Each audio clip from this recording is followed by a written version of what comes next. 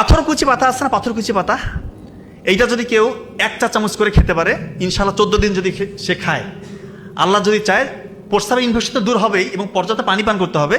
তার ছোটোখাটো পাথর অর্থাৎ 7 মিলিমিটারের কম যদি পাথর থাকে, স্টোন, ইউরিনারি ট্র্যাক্ট ইনফেকশন, সাথে ইউরেটারের মধ্যে আপনার পাথর হয়েছে বা কিডনির মধ্যে ছোটোখাটো পাথর হয়েছে, পাথরটা ওয়াশ আউট হয়ে যাবে, ওয়াশ আউট হয়ে যাবে। কারণ পাথরকুচি পাতার মধ্যে লিথোট্রিপটিক ইফেক্ট রয়েছে এটার, অর্থাৎ এটা পাথরটাকে ভিতর থেকে ক্রাশ করতে পারে, ভাঙতে পারে, ভেঙে এটাকে ওয়াশ আউট করে দিবে।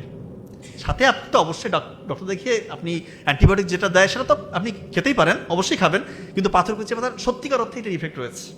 অনেকের দেখে না বিস্ফোরা হয়, বিস্ফোরা হয় অনেকের। আমি একটা কথা বলছি, একদম সাইন্টিফিক্যালি প্রুভড। পেঁয়াজ আছে না, পেঁয়াজ রস করে ওটা গরম করতে পারেন, অথবা আস্ত পেঁয়াজ গরম করে ওইটা ওই ফোড়ার মধ্যে একটু কাপড় দিয়ে পেঁচে, মানে যখন কুসুম কুসুম গরম থাকবে ওইখানে একটু সেক দিবেন দিনে 2 বার করে। দেখবেন ফোড়ার ভিতরে যে ব্যাকটেরিয়াগুলো আছে, স্টাফিলোকক্কাস অরিয়াস, স্ট্রেপ্টোকক্কাস, বিভিন্ন রকমের ব্যাকটেরিয়া, এগুলোকে বের করে দেয়।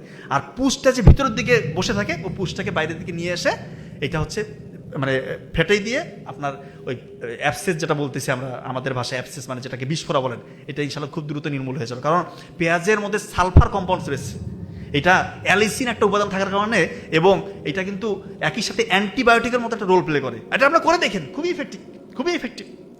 অনেকের ছোটোখাটো আঁচিল হয়, ছোটোখাটো আঁচিল, এটা আপনারা 1/2 চা চামচ রসুনের রস আর সামান্য একটু ভায়োডিন মানে পোভিডেন আয়োডিন সলিউশন, এটা মিক্সড করে কয়েকদিন ওই ছোটো ছোটো যে আঁচিলগুলো হয় ওইখানে লাগায় রাখবেন, কয়েকদিনের মধ্যে দেখবেন ছোটো ছোটো আঁচিল হলে এটা চলে যাবে। তো এই মোদ্দা কথা, রাতের বেলা ঘুমটা আগে ঘুমাবেন, ফজরের আগে উঠবেন। আপনারা ফজরের আগে উঠে 2 রাকাত নফল নামাজ পড়বেন, যে কোনো ক্যাটাগরি স্টুডেন্ট হন না কেন ভাই, আল্লাহর কাছে চান, আল্লাহ তাআলা বাড়ায়।